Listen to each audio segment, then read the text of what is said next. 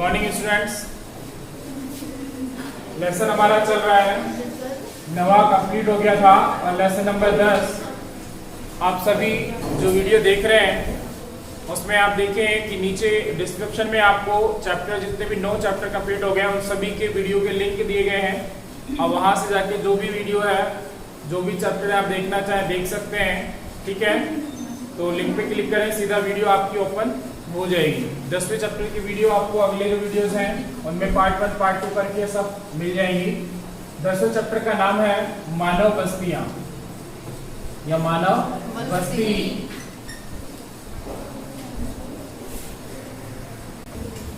मानव बस्तियां जिनमें मानव अधिवास या जहां मानव निवास करता है, मानव निवास जो करता है, मानव निवास स्थान को या क्षेत्र को मानव बस्ती कहा जाता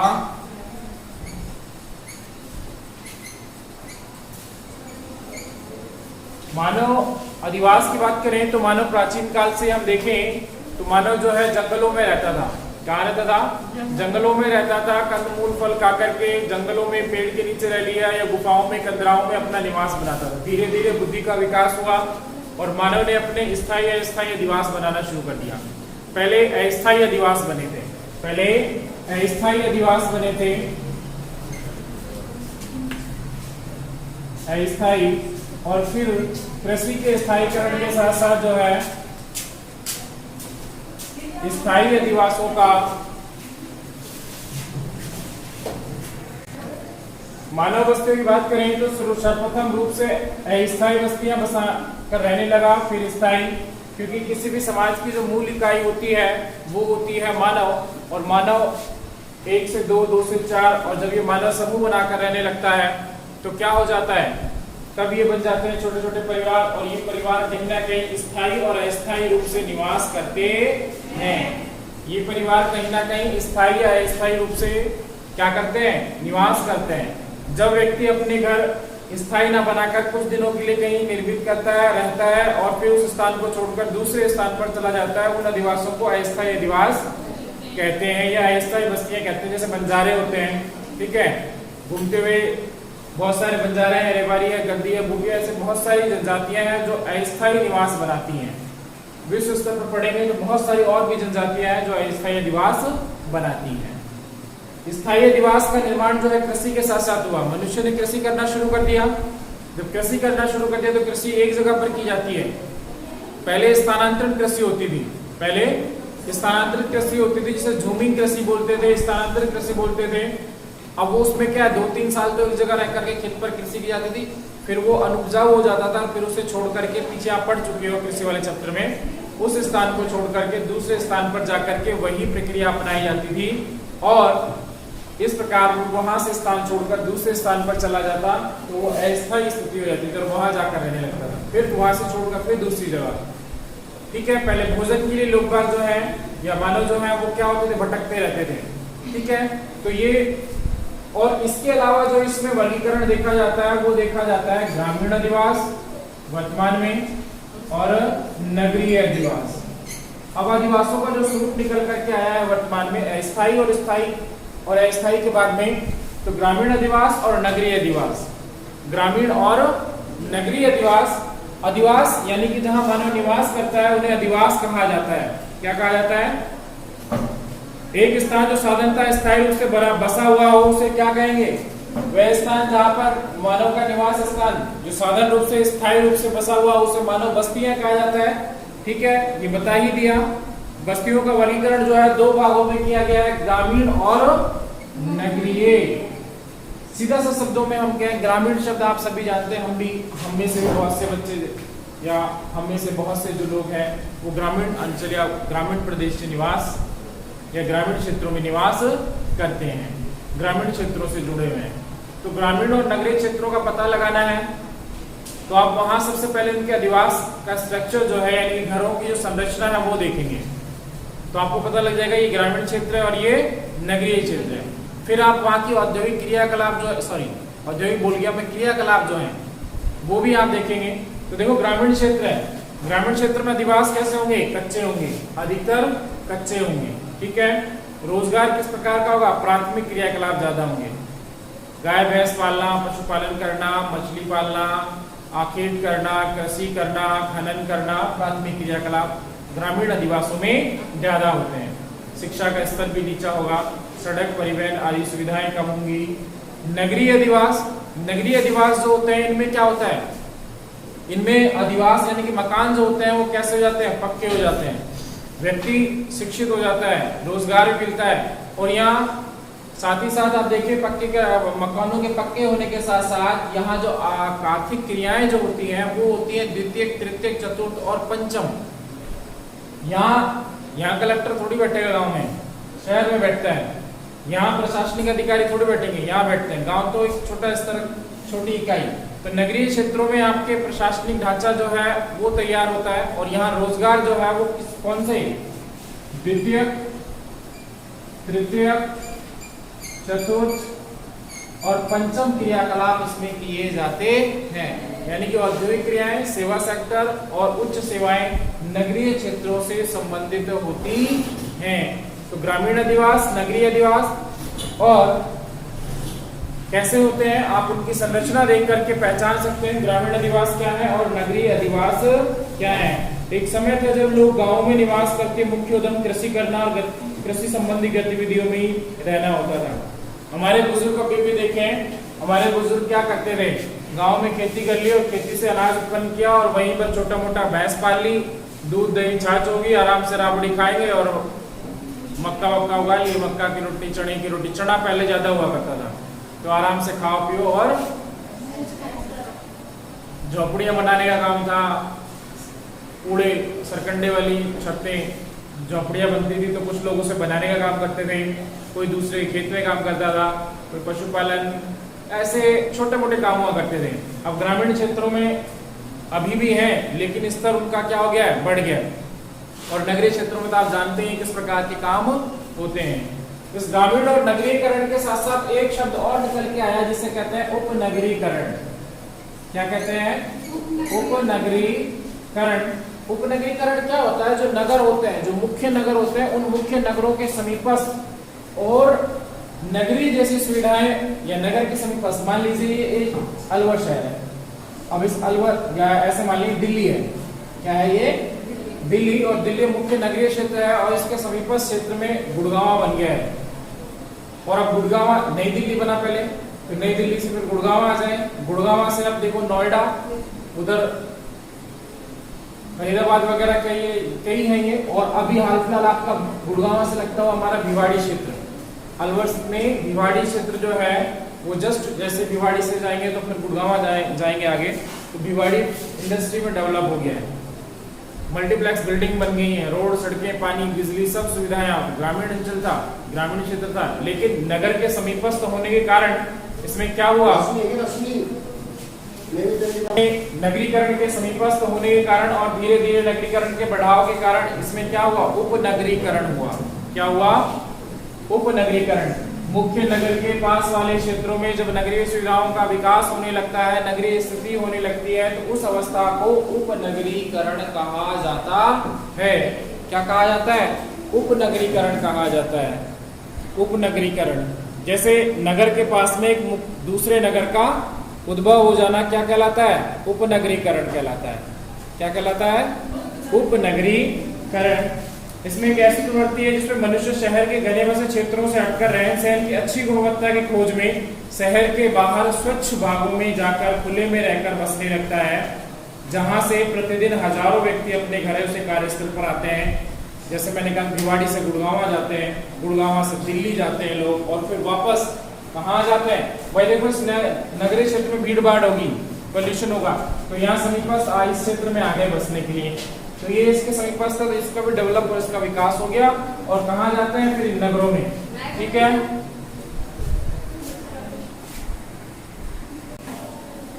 भारत में नगरीय बस्ती की परिभाषा जो है 2011 के अकॉर्डिंग देखें या उससे पहले जो है 1991 में नगरीय बस्तियों की परिभाषा देने के लिए 1991 में एक व्यवस्था रखी। उसमें कहा गया कि किसी भी क्षेत्र में जनसंख्या कम से कम 5000 होनी चाहिए, 5000 पीपल्स यानी कि लोग होने चाहिए, और उस क्षेत्र में 5000 लोगों के साथ साथ 75% लोग, 75% लोग गैर कृषि कार्य में संलग्न होने चाहिए।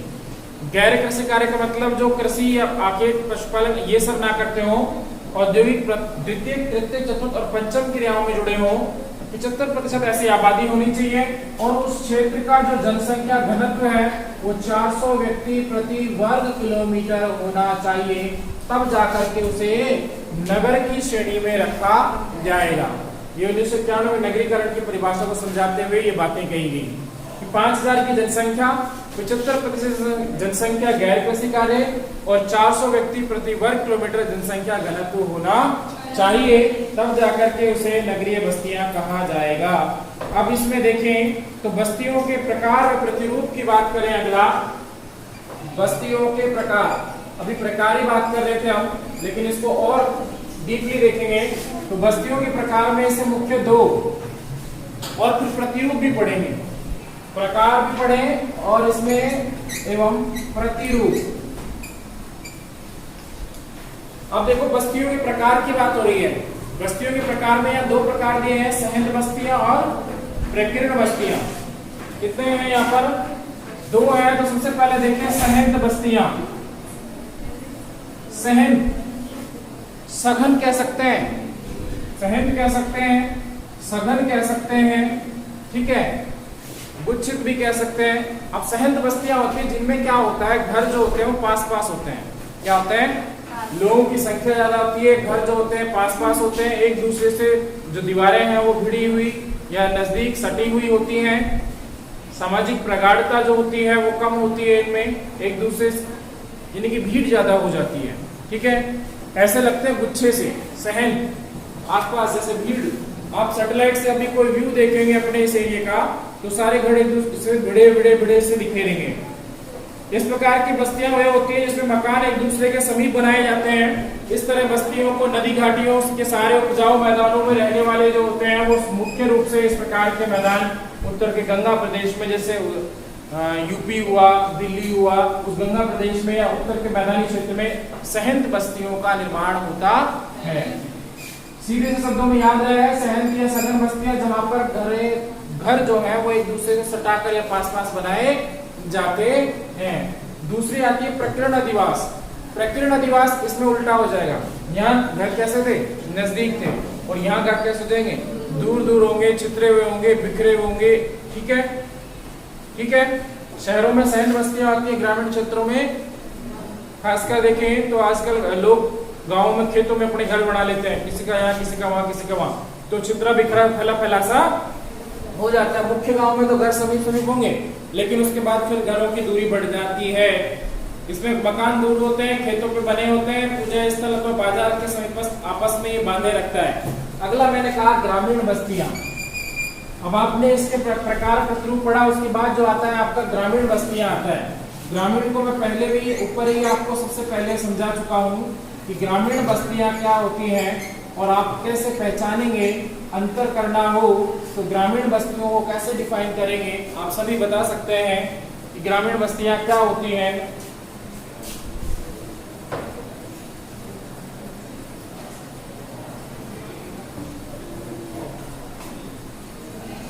ग्रामीण बस्तियां आप देखिए, इसमें ग्रामीण बस्ती अधिक निकटता के प्रत्यक्ष रूप की भूमि नजदीकी संबंधी होती है। इसमें कृषि, पशुपालन, मछली पकड़ना आदि व्यवसाय किए जाते हैं। आपको इसमें आपकी बुक अगर आप देख रहे हैं तो आपकी बुक में आपको जो है सारे चित्र जल के निकट नदियों के समीपस्थ क्षेत्रों में ग्रामीण बस्तियां, पहाड़ी क्षेत्रों में इस प्रकार कहीं भी मिल जाएगा। सघन बस्तियां मैदानी क्षेत्रों में, प्रकीर्ण बस्तियां पहाड़ी, पर्वतीय, उच्च क्षेत्रों में देखने को मिलेंगी आपको। सघन, सहन कहाँ मिलेगी? मैदानी क्षेत्रों में। लेकिन प्रकीर्ण बस्तियां आपको पहाड़ी, पर्वतीय या पठारी क्षेत्रों में, उच्च पर्वतीय क्षेत्रों में आपको दूर दूर मकान बनाए जाते हैं, सघन नहीं होते हैं।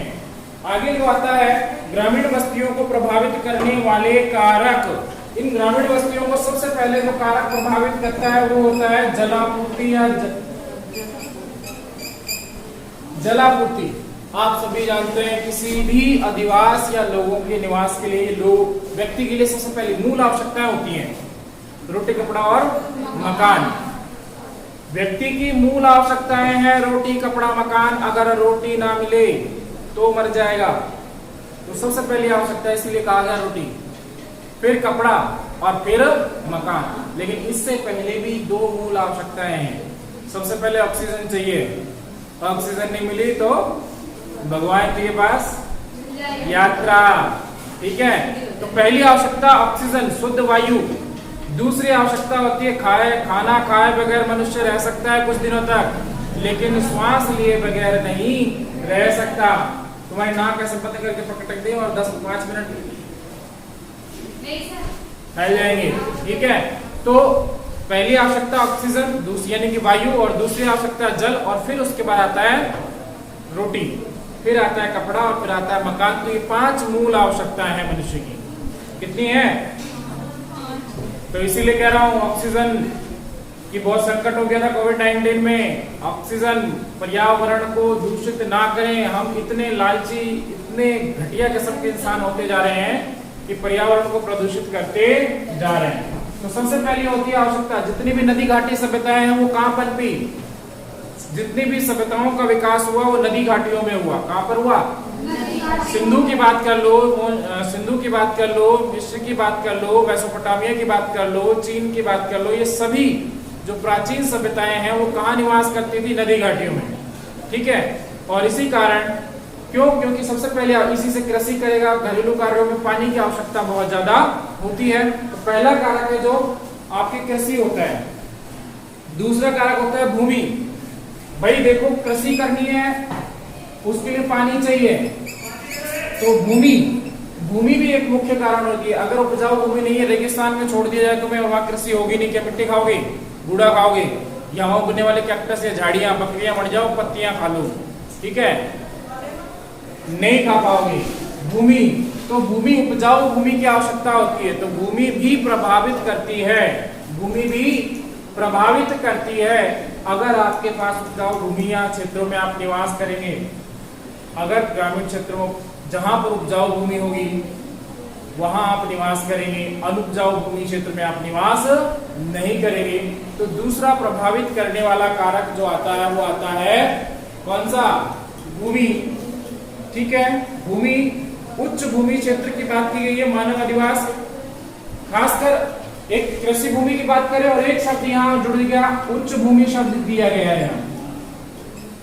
मनुष्य को समुद्र तटीय क्षेत्रों में रहता है तो बाढ़ का खतरा हमेशा बना रहता है। जैसे बिहार और बंगाल हमेशा थोड़े निचले क्षेत्र हैं और प्रतिवर्ष बाढ़ का सामना करना पड़ता है। ऐसे ही समुद्र तटीय क्षेत्रों में निवासित लोगों को समुद्रों में कब लहरें आ जाएं तो बाढ़ का या तूफान का सामना, इसलिए मनुष्य उच्च भूमि क्षेत्र में निवास करता है। कहाँ करता है? जो समुद्र तल से थोड़ा ऊंचा उठा हुआ हो। अधिकतर जो लोग हैं वो समुद्र तल से 500 मीटर की ऊंचाई पर रहते हैं। 500 मीटर है, किलोमीटर नहीं है। ठीक है, 500 मीटर की ऊंचाई पर रहते हैं। उच्च भूमि क्षेत्र को निवास के लिए चुना जाता है जो सुरक्षित हो। आपने देखा होगा कितने भी किले वगैरह अधिकतर जो बनते थे प्राचीन समय में तो पहाड़ों पर बनाए जाते थे, जिससे कि एक तो नीचे से सुरक्षित रह सके, ऊपर नीचे से जब ऊपर आता है तो कोई बड़ी समस्या होती है, कठिनाई होती है, और ऊपर से नजर भी अच्छे से रखी जा सकती है। पहले पंखे नहीं हुआ करते तो हवा चलाने ऊपर की हवा सीधी लगती थी। ठीक है, तो उसके लिए इसका प्रयोग होता था। आगे देखिए, गृह निवास सामग्री। जहां आपको गृह निवास सामग्री मिल जाए, गृह निवास सामग्री, गृह निवास सामग्री यानी कि भाई जो गांव घर को चलाने के लिए, घर को बनाने के लिए, खाने पीने के लिए, रहने के लिए जहां पर आपको सामग्री मिल जाए तो वो भी प्रभावित करती है। आप उसी क्षेत्र में रहना चाहेंगे जहां पर आपकी आवश्यकताओं की पूर्ति हो। मानव बस्तियों के गृह निर्माण सामग्री उपलब्धता एक बड़ा कारक है। जहां आसानी से लकड़ी पत्थर प्राप्त हो जाते हैं, मनुष्य वहीं अपनी बस्तियां बसा लेता है। चीन के लोएस्ट क्षेत्र में निवासी कंदराओं में मकान बनाते हैं। अफ्रीका के सवाना क्षेत्र में जो है कच्ची ईंटों के मकान बनाते हैं। और ध्रुवीय क्षेत्रों में, अफ्रीका में कहां पर? ईंटों से। ठीक है, और कुछ जगह कंदराओं में, चीन में यानी गुफाओं में। कंदराएं क्या होती है? गुफाएं होती हैं पहाड़ों को काट करके। हमारे अजंता और एलोरा, महाराष्ट्र में अजंता एलोरा गुफाएं हैं, नाम सुना होगा आपने। वो बौद्ध भिक्षुओं और जैन भिक्षुओं के लिए बनाई गई गुफाएं थी जो पहाड़ों के बीच में काट करके पहाड़ों को बनाई गई थी। तो निवास सामग्री भी महत्वपूर्ण होती है। इसके बाद जो अगला जो आता है, इसमें आता है सुरक्षा। अरे भाई, आपको आपने जल मिल गया, भूमि मिल गई, भूमि पर आपको अधिवास बनाने के लिए सामग्री मिल गई, आपने घर बना लिया। अब आपने बना लिया कहाँ पर? जंगल में। और जंगल भी कौन सा? अमेजन में। अब वहां तो एनाकोंडा घूमता है, एक बार आया तो खा जाएगा, सबको एक साथ निकल लेगा। तो क्या आप ऐसी जगह पर बनाएंगे, या आप जहाँ डाकुओं का जमावड़ा है चंबल के बीहड़ में जाके बनाएंगे? नहीं बनाएंगे। आज दिल्ली सुरक्षित है नहीं है, समस्याएं होती है दिल्ली में, आए दिन दंगे। मुंबई जैसे क्षेत्रों में जितना नगरीकरण होता है, दंगा फसाद और ये सब समस्याएं बढ़ती चली जाती हैं, लेकिन फिर भी लोग रह रहे हैं। लेकिन सुरक्षा देखी जाती है, जंगली जानवरों सुरक्षित रहने के लिए और जंगली मनुष्यों से भी सुरक्षित रहने के लिए। ठीक है, जंगली मनुष्य जो होते हैं ये हमेशा, इनका पता नहीं कब दिमाग खराब हो जाए, दूसरे पर प्रहार कर दें, तो इसीलिए सुरक्षा। तो इसीलिए कहाँ बनाए जाते थे अधिवास? उच्चावत क्षेत्रों में बनाए जाते थे। किले कहाँ बना? पहले आक्रमण हुआ करते थे मनुष्य पे, यानी कि एक राज्य दूसरे राज्य पर आक्रमण करता था, युद्ध होता था, तलवारें चलती थी, बंदूकें चलती थी, हाँ, और तोप चलती थी, ठीक है, और तीस भी बनती थी, है भाई। चलो, सुरक्षा की बात करें तो सुरक्षा सबसे महत्वपूर्ण कारक होता है, क्योंकि मनुष्य वहीं रहना पसंद करेगा जहां पर उसको सुरक्षा प्राप्त हो सके, जानवरों से भी और घातक मनुष्यों से भी। ठीक है, अब देखो इसमें राजनीतिक अस्थिरता ना हो। अब जैसे भारतीय हैं, एक राजनीतिक कारण भी होता है, भारतीयों को पाकिस्तान ले जाकर छोड़ दिया जाए, सुरक्षित रहोगे क्या? नहीं। तो वो भी सुरक्षा का कारण हो गया। आप अधिवास वहां नहीं बनाओगे, आप अधिवास वहां नहीं बनाओगे, पाकिस्तान में नहीं बनाओगे, या बॉर्डर वाले इलाके में भी नहीं बनाओगे। तो पता है कब गोला आके गिर जाए, कोई पता नहीं, कब कौन सी बंदूक आपकी गोली आके लग जाए, खोपड़ी पड़ेगी सीधी। तो सुरक्षा एक महत्वपूर्ण कारक होता है। एक कारक और पढ़ेंगे, अब इसमें ये कारक खत्म होता है, फिर आता है नियोजित बस्तियां, पांचवा। फिर नेक्स्ट टॉपिक कल शुरू करेंगे, नियोजित बस्तियां। मनुष्य अपने निवास के लिए, बढ़िया तरीके से रहने के लिए, व्यवस्थित रहने के लिए नियोजित बस्तियों का निर्माण करता है। बसने से पहले, जैसे आप घर बनाने से पहले आप मैप तैयार करते हैं कि यहाँ घर होगा, यहाँ टॉयलेट होगी, यहाँ रसोई होगी, ये गैलरी होगी, फलाना ठिकाना, तो सुनियोजित व्यवस्था हो जाती है। तो मनुष्य भी अपने निवास का निर्माण करते समय सुनियोजित व्यवस्था या सुनियोजित, अब नियोजित बस्तियां कौन सी होती है, कैसी होती हैं? जिसमें आवास, पानी में अन्य संरचना सभी उपलब्धताओं को देखा जाता है। इथोपिया में सरकार द्वारा ग्रामीणीकरण योजना, भारत में इंदिरा गांधी नहर